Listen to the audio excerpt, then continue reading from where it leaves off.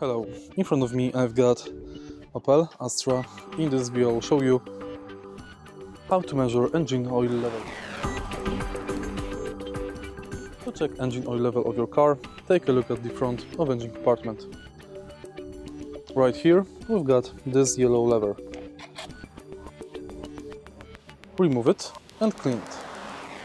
Now place it back, remove it and check engine oil level. Engine oil level should be indicated maximum on the middle line. Before checking engine oil level, make sure to park your car on flat surface and wait at least 15 minutes.